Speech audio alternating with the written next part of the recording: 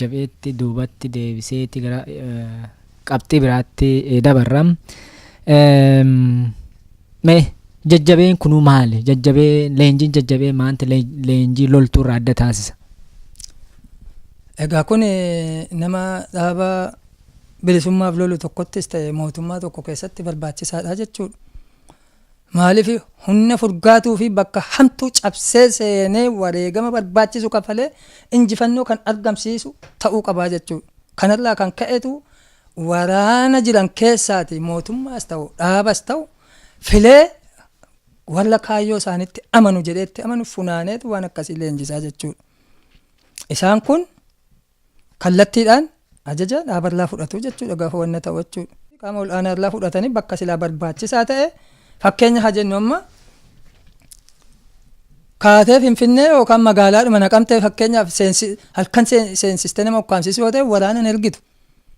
Dandeettii akkanaa muuxannoo akkasii waraanni ittiin qabu jechuudha.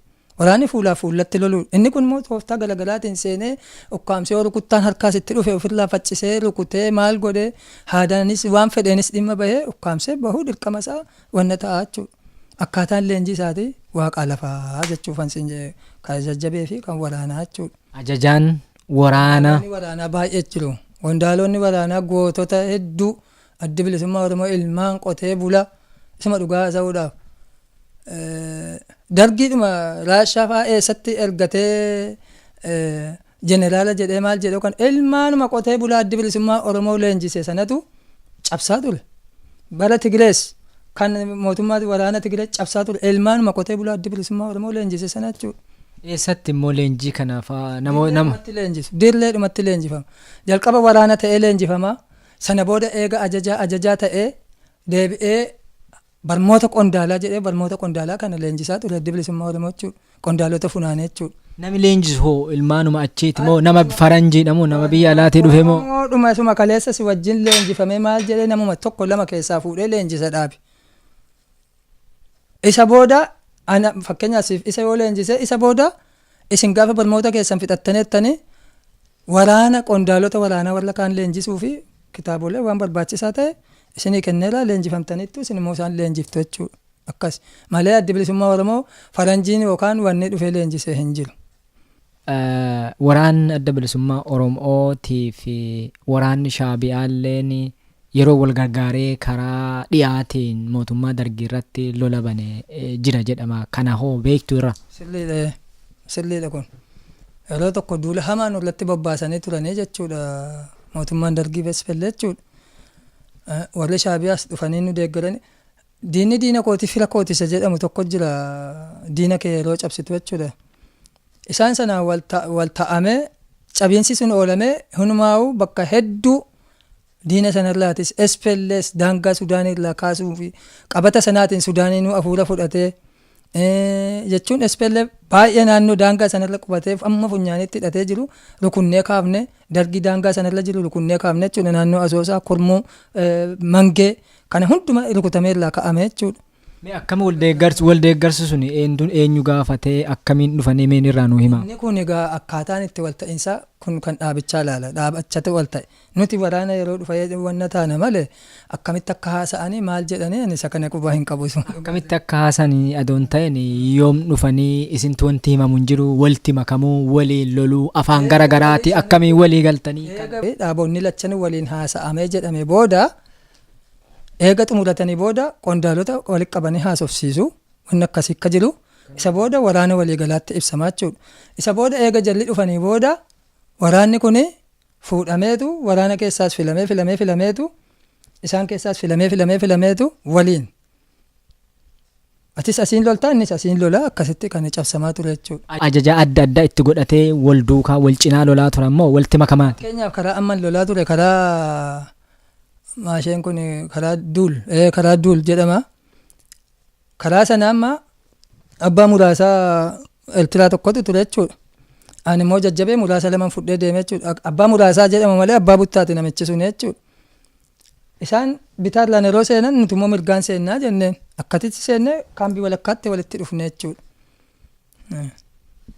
Waraanni kaanis karaa Asoosaa karaa Mangee akkuma kanatti lolanii karaa duul kana lolkolmoo kana akkasitti waraanni keenyas akkasitti hojjetama wajjin wal makanii maal jedhanii lolanii cabsan jechuudha. Malee fakkeenyaaf tokko Eertiraa tokko Oromoo tokko Eertiraa tokko Oromoo akkasitti miti jechuudha. Akkasumatti innis kan isaa fudhatee seenaa atis kan kee fudhattee seentaa jechuudha. Fuula sii kennama. Fuula keessanaan fuullaastee bakka akkasitti wal argamnaa jedhamee tuqaan lafa kaa'ama. Innis achiin cabsaa atis asiin cabsita. Yoo ati dura cabsitee inni hin cabsine ta'e dhattee isa gargaartee kaasta rukuttee jechuudha. Akka kan. Mee wal gargaarsi sun wal deeggarsi kun hamma yoomiitti itti fufe? Isaan hin cabsine yeroo sana deemanii dhaqanii miswaa rukutan isaan. Waraanuma achiin bira lolaa ture sana kallattiin darbee dhaqee rukute jechuudha. Isin immoo dhattanii deeggartaniini deeggarsa isin gaafatanii? Waraanni keenya hin deemne yeroo sana. Dachaa meeqa qabu shaabiyaan waraana yeroo sana?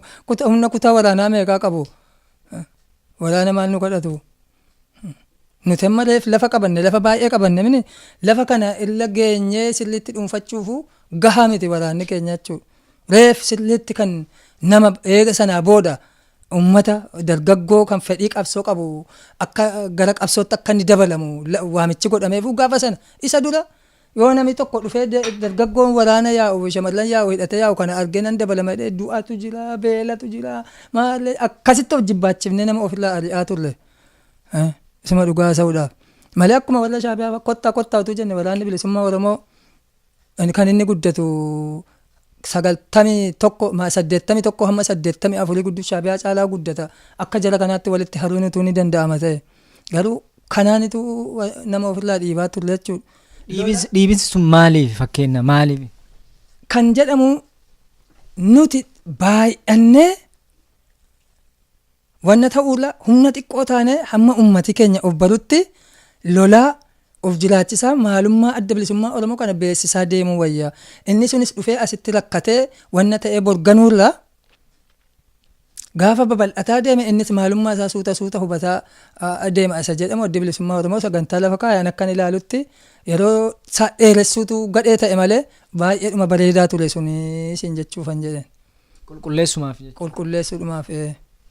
Mee akka odeeffannoo an dhageetti waraanni shaabiyaallee yeroo dhufee karaa lixaatiin isin gargaaraa ture sanatti basaasa garaagaraallee geggeessaa ture lafa Oromoo sana keessa jedhama. Kun amma waa irraa quba qabdan wanti isin himame jira? Kun namni dhufee si wanna ta'u tokko atamma fakkeenyaaf yoo kaatee bakka tokko dhattee qubattee bakkuma sana qubattee calliftee ciistee achiin ooltochi waan naannoo keessana jiru deemtee to'achuun dirqama jechuudha. Sibiilii taatus loltuu taatus kun dirqama jechuudha. Kun eessa hafaa itti yaaddata jalli kuni diina keenyaa fira keenyaa jedhee lafa sii kaa'eeran sila. Karoora dheeraa qabu isaan. Addi bilisummaa Oromoos kana wallaalee min yeroof cabaan okkolaatti hirkataa'ee fayyaa taa'ee Oromoon. Yeroo ittiin diina ofiin dha'u malee maal ilaalcha akkamii akka isaan uummata Oromoof yookaan waraana bilisummaa Oromoof qaban adda bilisummaa Oromoo wallaalee miti jechuudha.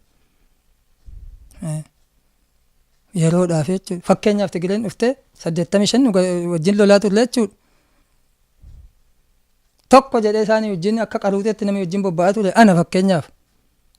Keenya sagilii tokko kan isaanii sagilii tokko. Anaafi kun addunyaa shifarlaan maddana jiru kana jechuudha. Tokko jedhee nu sada ana Abrahaamii addunyaadha sagilii isaanii keessa buune kan jalqaba tokko inni hojjetaa ture Sheemuu Isaadhaan tokko immoo nama 4. Isaan dhufanii utuma baatijja hayyuu hin guutini basaasa hama baddaa keessatti faa nama argachuu eegalan. Waraana keenya faa akka nuun jedhanii faa yakkuutti ka'anii jechuudha. Booddee waraannis wal dhabaa dhufe jechuudha. Booddee abbaa caalaati hoogganaan waraanaa yeroo sanaa jechuudha. Jala konee asitti hin barbaachisanii jedhe jechuudha. Maaliif amma waraanni wal dhabaa dhufe jechuudha amma gaama jalaa wajjin jechuudha.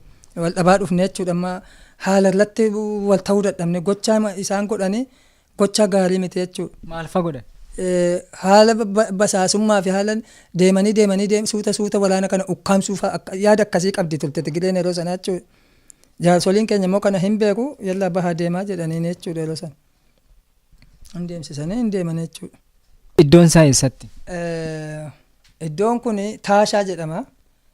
Bakkuma jaarsoliin keenya booddeedha taa'an sana kaambii booddee taa'u isaan. Nuti digii teenya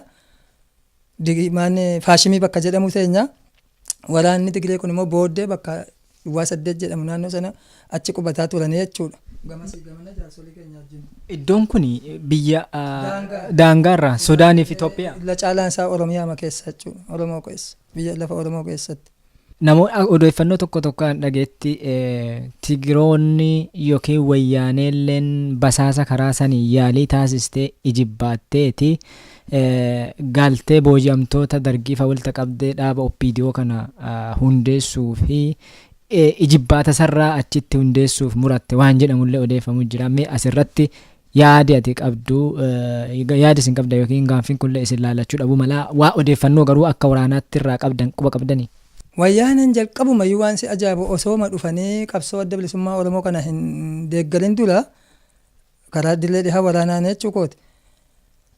Baadiyaa xixiqqoo bakka suuqiin jirtu kana gabaa xixiqqoon jirtu kana namoota isaanii bara dargii irraa kaasanii uummata fakkeessanii bifa naggaadeetiin bifa maaliitiin akka isaan achi taa'anii hojjetan jireenya mataa isaanii gaggeeffatan godhaa turan waggaa dheeraadhaaf quba qabaadha.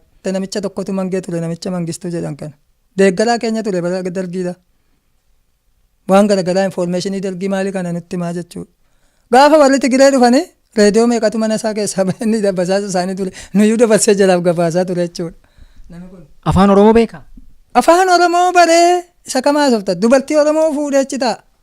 Tigireedha namichi. Tigireedha waggaa meeqa achi keessa taa'e bakka sanatti utuu nuti waliin bahin dura waggaa meeqa achi taa'e namichi kun uummata taa'ee baadiyaa sana keessa taa'e. Akkamiin qabdan reediyoo meeqa akkamiin mana isaatii reediyoo qunnamtee akkamiin mana isaatii akka guurtamee irraa nuu hima. Waraanatu dhaqee naannoo sana qubate amma Tigiroonnis dhufaniiru quba qabaadhugaa dargiinis rukutamaa jira. Namichi kun ilaalcha isaa akka duriitti nama keenya keessumsiisu simatullaati geeddaramaa deeme jechuudha. Amma warri Tigiree nu bira qubatanii jiru quba qabaadhu. Deeggarsi keessan dhufanii moo? Maallee isaan dhufanii jiru. Waggaa hamma kana taa'ee wannatu gaafa chaarteriin amma gaafa dargiin kufe waliin wal taanetu dargiin kunne karaa dillee dhiyaa warra Tigiree wajjin. Gaafa isaan dhufanii maal jedhanii nama reediyoo fudhatee jala wajjin qondaala keenya cimaa maal jedhanii jalli simatanii dubbisanii maal jedhan argine jechuudha nu. Waggaa meeqa garuu walumaan jiraataa turre mana isaatti nyaannee dhugaa maal turre yeroo sana waa'ee dargii qofa nutti gabaasanne nutis waan tokko dirqamatti kennine babbaasaa turre. Inni wallee nu edda miseensa jalaa waggaa dheeraa ture jechuudha. Gaafa dargiin kufe garuu hin balleechuudha akkasa ta'e. Kana ragaana nuuf hirkaa qabu siin jechuufan jedhe. Waa'ee isa kanarratti hundaa'ine kan hin kana haasaa jiru. Mee kufaatii dargii irratti waa dubbannaatee adda bilisummaa Oromoo xiqqoo dargiin otoo kufuu baatee wagguma lamaallee turee fedha jedhani. Maaliifii ture? Kuni dhugaadha. Utuu ana akka kootti kana kanin irratti haasa'u jabina adda bilisummaa Oromoo yeroo sana karaa dillee dhihaa qabuu fi waraanni adda bilisummaa Oromoo jabina akkamii akka inni qabu humni xiqqoon sunii fi murannoo akkamii akka inni qabu irratti hundaa'ine kana haasa'aa jechuudha.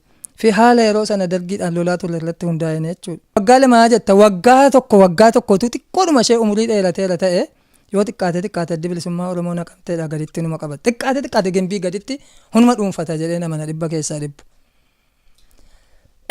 Amma kufaatiin isaa kun kan hatattamaa ta'e waa'een Tigiree wajjin wal ta'anii diina rukutuu kun maaliin kun maal kun wal keessa wal dhufee wal bulbuleetu akka nu dhorkee jechuudha laal. Utuu hin yaadamini dargiin kun kana sadarkaa sana ta'ee jechuudha. Tu adda bilisummaa Oromoo sirriitti itti qophaa'ee waan nan ta'in jechuudha. Mee silaa otoo dargii wagguma tokko ture raate adda bilisummaa Oromoo miseensa hedduu horatamoo dargii rukutaa deemamu. Hunduma qabu sanaan adda bilisummaa Oromoo gimbiidha gaditti ni qabata abdii jedhu 100 keessaa 100 qaban. 100 keessaa 100.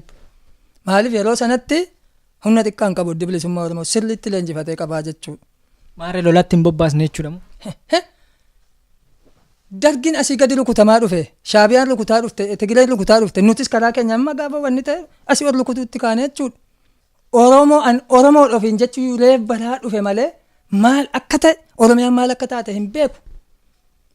Ilma Oromoo sibilisoomsuuf kaanee lolaa jillase jedhamu hawwii qabuufitu ka'ee wanna ta'aa ture malee ummati keenya hin bilchaanne tokko kana jedhaasin. Lammaffaa utuu waggaa tokko tureera ta'ee adda bilisummaa Oromoo jedhuufi an akka uummataafis ta'e abbaa fedheefis ifa ta'uttiin ibsuu barbaada kanarratti.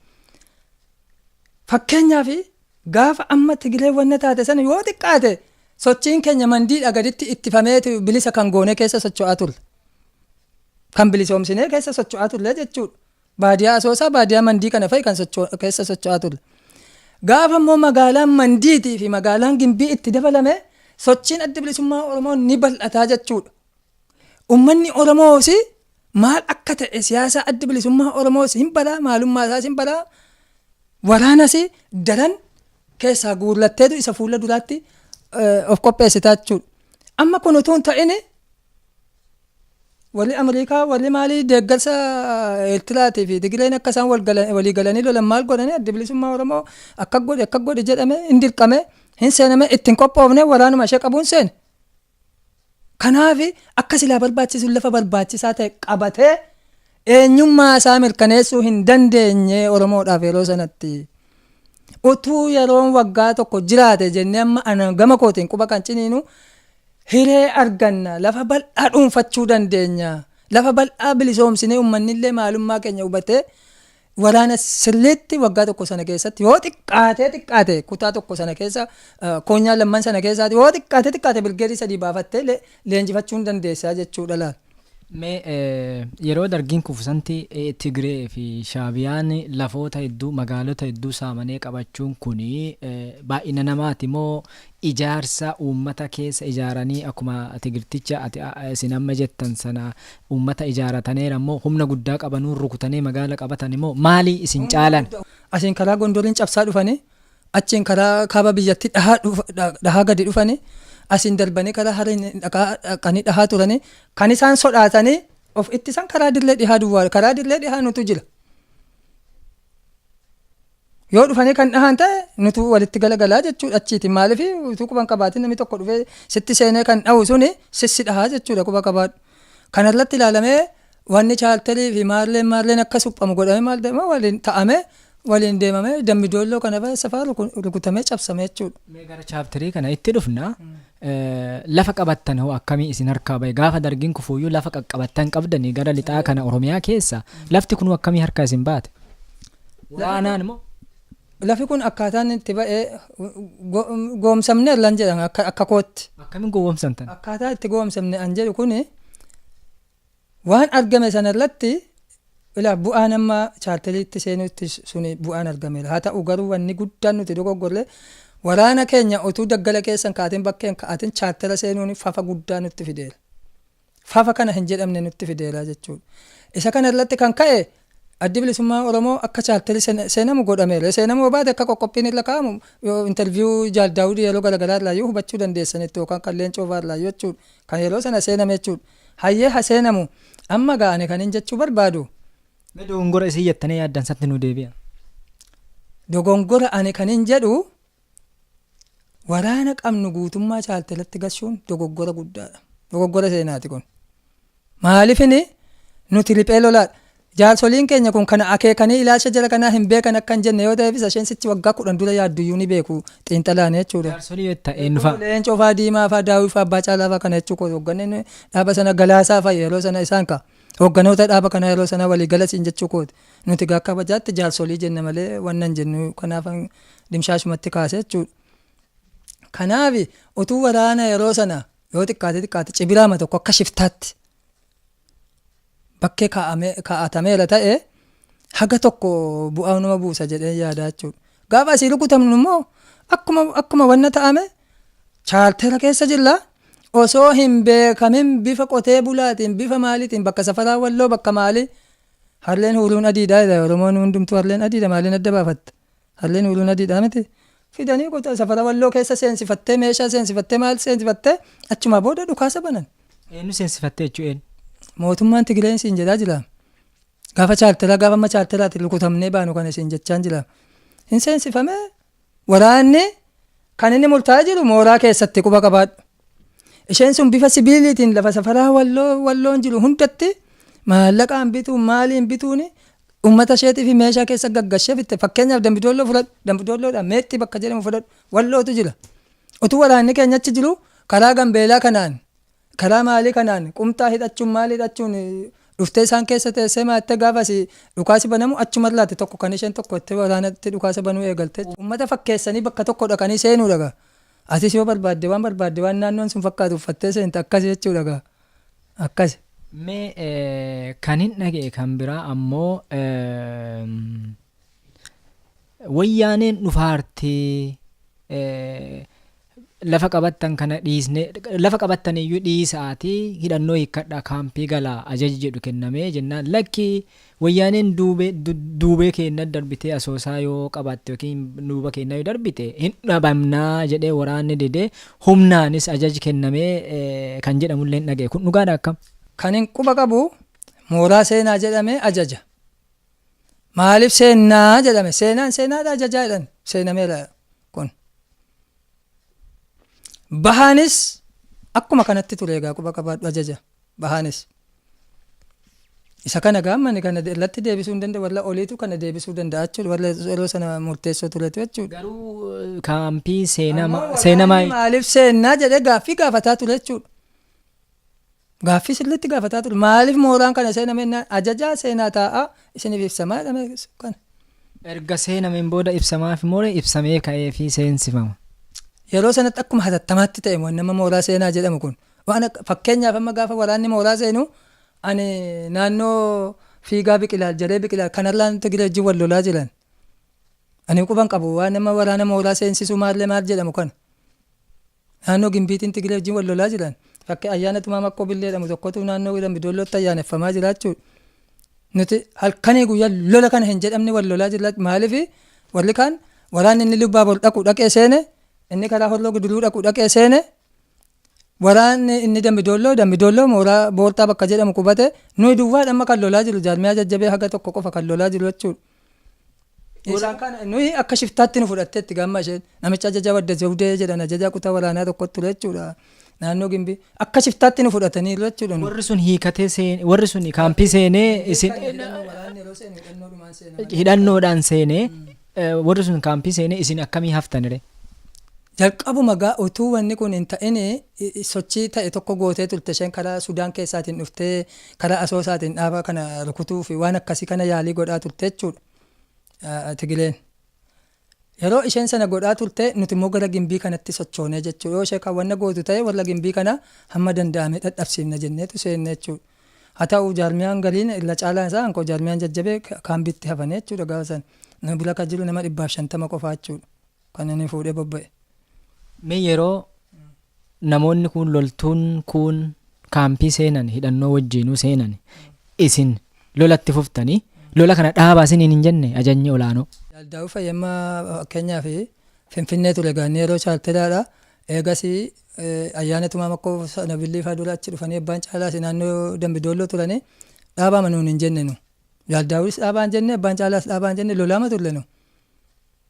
Xumura latti gaafa wanna ta'amee jedhee waraanni hundumtuu kaambii seenamee ayyaanni tumaa makkoo bulli guyyaa 2 ayyaaneffatamee raawwate guyyaa 3ffaa irratti seenaa jedhamee jechuudha. Eessa seen? Gimbii dhaquu qabda. Maal akkamitti wal lolaa turre reeffa keenya yoo lafaan fuunenna dhaqaa jedhan. Akkamitti dhaqaa jedhan. Eenyu jedhe?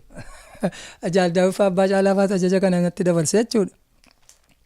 Akkasii jalqaba jaalle milkeessaatu natti hime jechuudha. Jaalle milkeessatti manii jaalle milkeessaan maal jaalle milkeessa akkamitti ennaan jedhamee murtaa'eera seenaa waraanni mooraa seenee mooraattamii akkasii gaafa dhuftuu battaayyaa gaarii. Ahaan akkamitti seenne kaleessa amma galgala sa'aatii 9 akka Awurooppaatti wal lolaa turre nuti jala kana wajjin. Isaanuma doo isaanii sirriitti kaafatanii waan hin taane nuti madoo keenya sirriitti kaafannee wallaan namne jechuudha. Gurbaa keenya achitti wareegameeyyuu hin kaafanne nuti. Sana booda lafiin bari'ee hin kaafannee egaa seenaa jedhanii karaa afuriin wal qoonnee seennee ani sagilii tokko fudhee magaalaa seenee jechuudha. Magaalaa eessa? Magaalaa Gimbii. Akkuma ajajaan sun jiru ajajaan kutaa waraanaa sun jiru. Achiin dhaqee ijoolleen kaan bakka taankii isaanii BM isaanii jiran bakka gootaraa jedhamu tokko jira naannoo sana seenanii.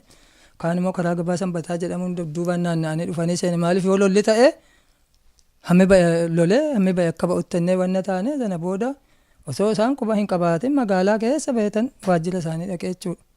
Waajjira eenyu? Kan namicha ajajaa waraanaa ajajaa kutaa waraanaa wadda Zawudee jedhamu kan. Ajajaa kutaa waraanaa kan Tigiree. Tigiree Adda Zawudee jedhamanne. Halaqaan isaanii moo maaliif hidhatan? Eegaa isa wajjin haasofneeti mini reechi dhandhee qubannee maal jedhameetu sana booda Dambidoollootti kan ergamnu nu.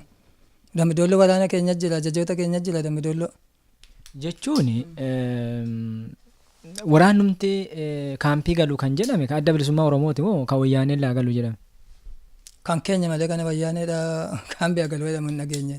Maaliif haa galuu jedhama? Fakkeenyaaf daangaa akka waanii ce'umsaatti waraanni wayyaanee akka to'atamu waraana wayyaaneetiin akka to'atamu waliigalleerraa isa jedhamu an dhageera gama kootiin. Eenyurraa dhageettan? Jaarsolii makeenyarraa dhageen. Fakkeenyaaf amma daangaa akka to'atu fakkeenya waraanni wayyaanee karaa asoosaa kana guddaan dhufe akka to'atu adda bilisummaa Oromooti wajjin akka to'atu garuu itti gaafatame guddaan kan isaa akka inni to'atu. Hundumaa wanna ta'amee jiraachuu bakka amma fakkeenyaaf yoo fudhatte begii ni qubachiifte asoosaa ni qubachiifte Wallagga keessaan siin isa karaa bahaan beekuun Dambidoolloo ni qubachiifte Qeebbee ni qubachiifte waraana isheenis bakka kana hunda san keenyas immoo ture duraan isa kanarraati sassaabameeti dabballootii fi waardiyaan xixiqqoon hafanii mooraa Dambidoolloo fi Lubbaa Borii fi maanni kun karaa Horroo Gudulutti akka galamu kan godhame. Mee waan wayyaaneen dhaataa turte yookiin haallisii isin shakkisiisaa walitti bu'aa baa yeroo turan kana waraanni wayyaanee daangaa eegu nagaa eegu isin immoo kaampii galaa yoo isiniin jedhan kana onnee kamiin galtane mee hin shakkine waa amala siituu waa isin dhootaa turte waan beettane. Namummaan hin shakkine isin jiru kan waraanni hundumtuu shakkeera garuu hamma miseensa dhaaba keetii tokko taatee jirtutti ajajja dhaaba keetii kabajuun dirqama.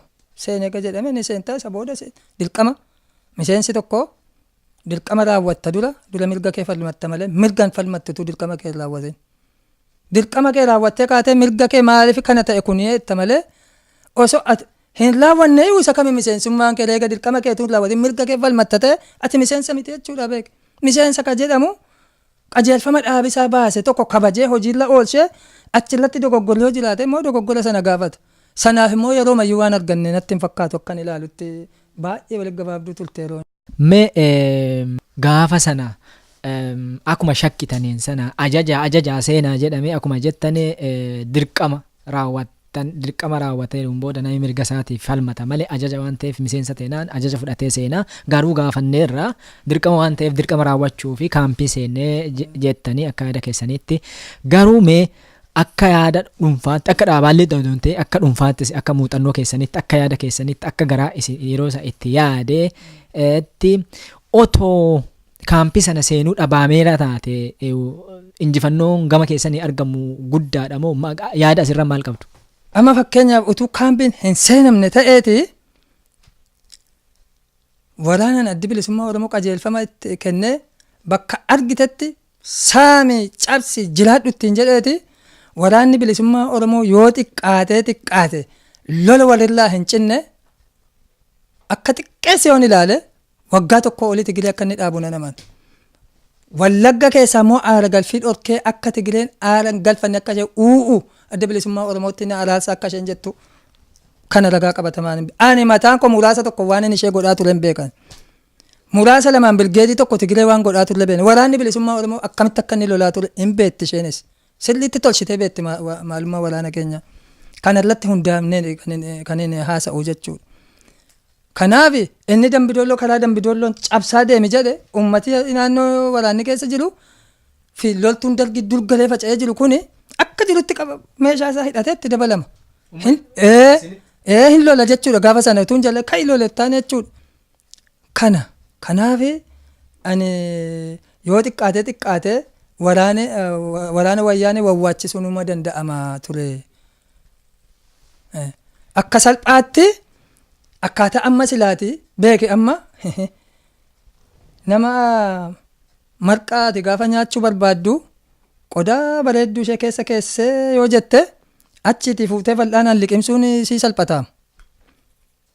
Garuu yoo isaanii kanarra achi faca'ee ta'e amma fakkeenyaaf kaawin kun sanachii fuuta kana asii fuuta kanachii fuutanii ulfaataa quba qabaadhu. Baramma waraanni bilisummaa Oromoo mooraatti galee akka kana jechuudha akka nama shiinii keessatti galeeti jechuudha. Achumatti itti malsite lola irratti bante ajaji hin cite waraanni bilisummaa Oromoon faca'e loltee mini kan isheen Tigireen cabsite waraana keenya. Lolli isheen goote isa jalqabaati waraana kaampiitti itti malsite hin lolte Ajajni ni xixee waraanni bilisummaa Oromoo ni faca'e. Sababaan isaa maaliif? Waraanni kamiyyuu yoo madaa'e, yoo duubbee hin qabaatin, yoo lafa itti lolu hin qabaatin, itti dhaqee madoo isaa sana wal'aanatu hin qabaatin siin lolu. Amma kun hin jiru. Kanaaf gaafa isheen achi lola bantu waraanni keenya asii bakka gadhiisee deemaa ture. Hin lolle. Waraanni bilisummaa Oromoo dillee dhiyaa loleera namee yoo naan jedhee ta'e hin sobe abbaan isaa dhufee na dura taa'aa hin lolle.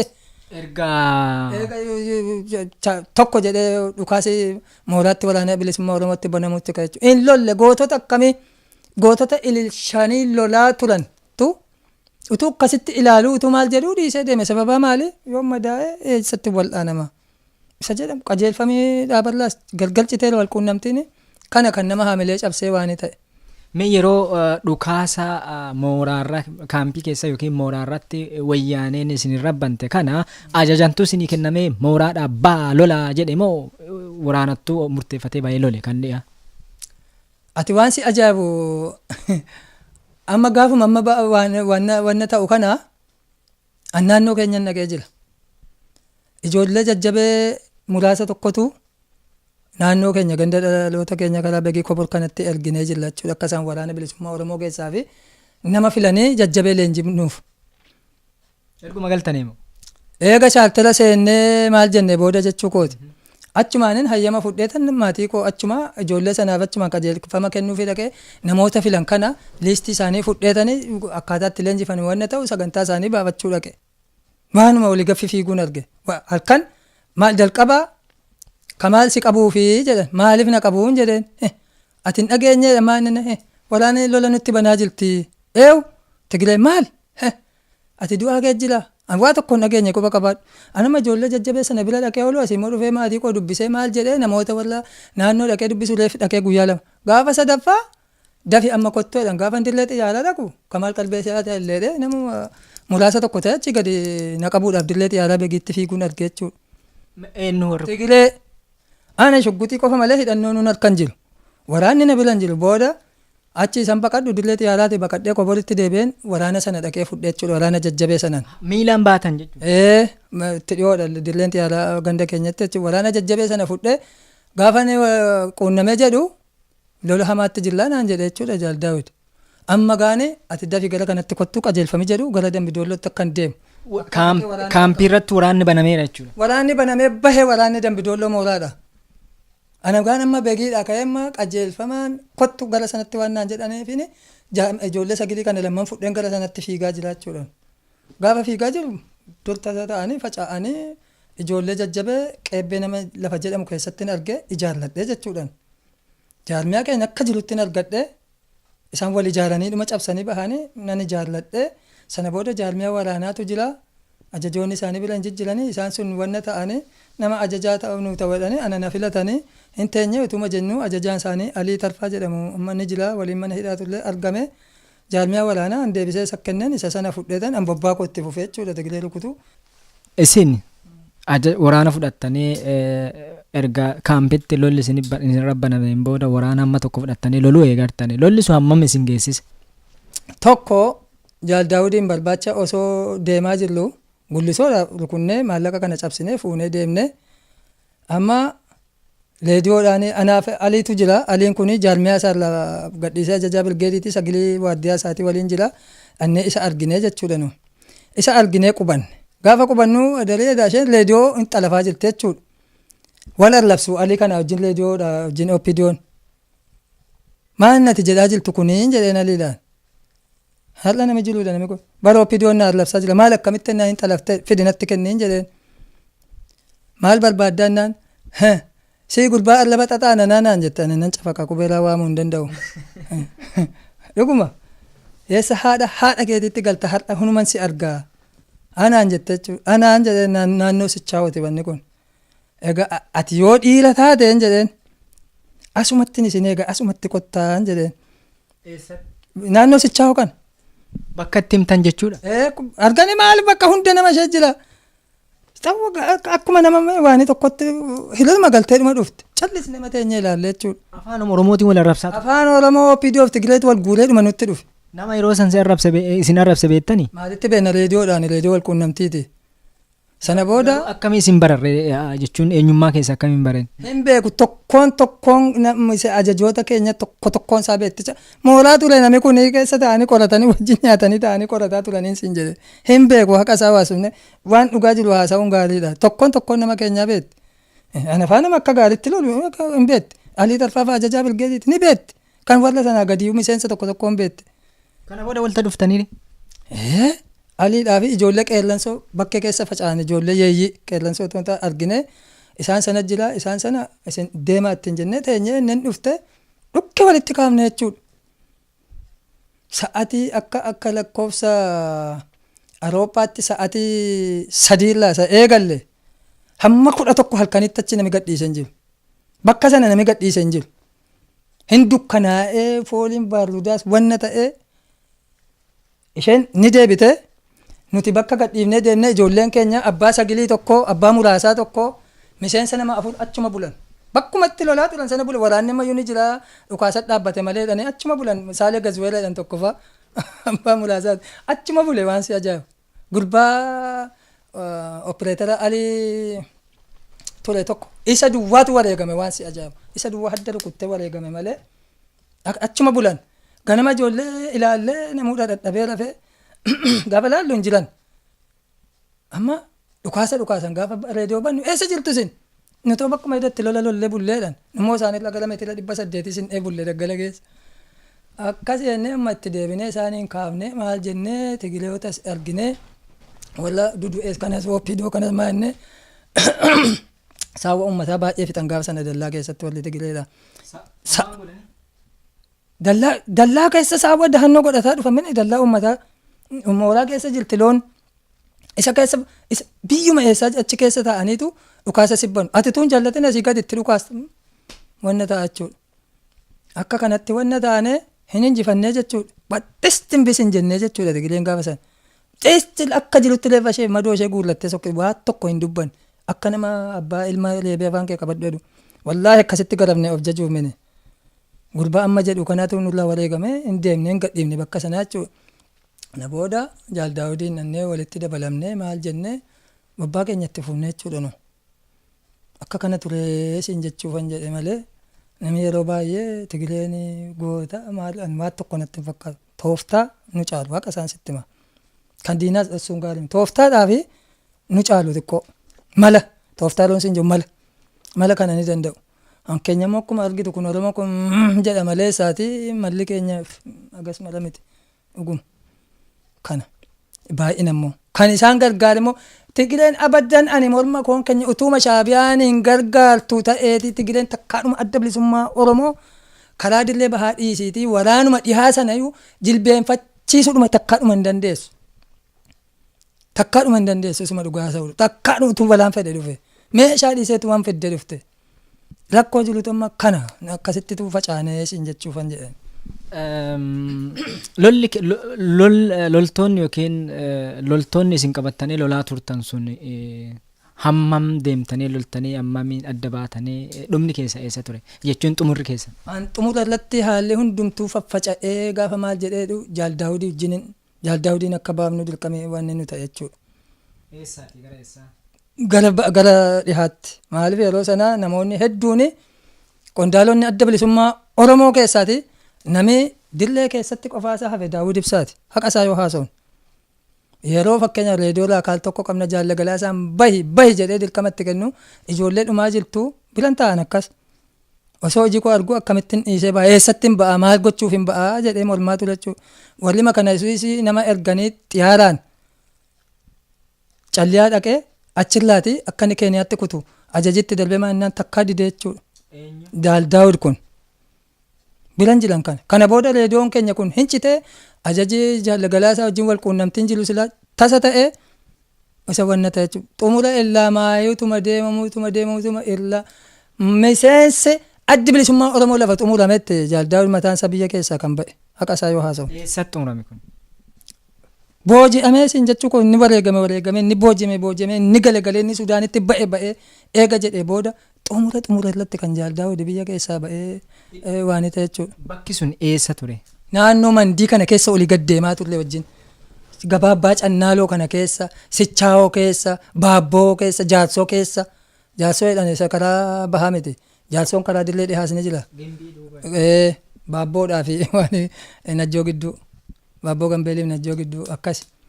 Kana akka kanatti kana keessa deemaa ture jechuudha jaarsi kun. Sichaawoo kana keessa, sichaawoo irra baabboo kana keessa. Duubattis hin deebisa gara naannuma moo gara mootummaa ce'umsaa kana naannoo sanattis hin deebisaati. Yeroo mootummaa ce'umsaa sanaallee yeroo sana isin Finfinneetti naannoo Finfinnee kana turtanii obbo Leencoo Lataafaa wajjin ramadamtanii warra isa eegu keessaa tokko akka taatan dhaga'ee ture. Dhugaadhaa kun? Mooraa Gullallee keessatti jaarmiyaa jajjabee fudhatee kan duukaa gaafa jalqaba chaaltera seenne nuyi ana tokko. Nama meeqa turtanii isin moo akkamiin ramadamtanii akka isaan eegdaniif?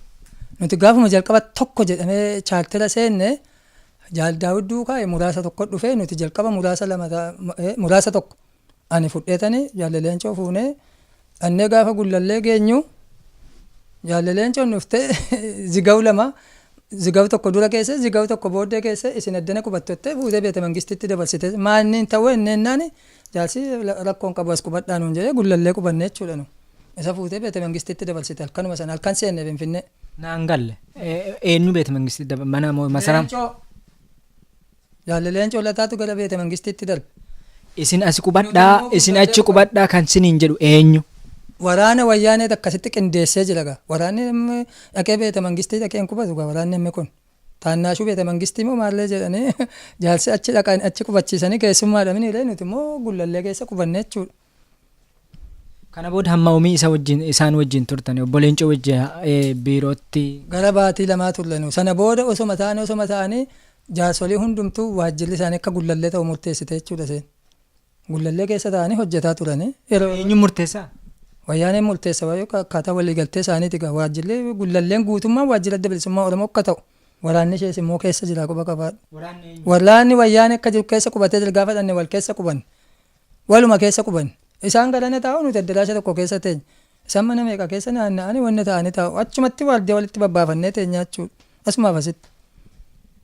Obbo Leencoon akkuma dhufaniin mana masaraa mootummaatti fudhatamanii akkamiin gara keessan deebi'arree? Haala hojii isaan walii galanii maal jedhantu booda achi dhufee Jaaldaa'uu faanii jaarsoliin keenya karaa bahaa dhufan kuni maaliin kuni naannoo sana qubatu jechuudha.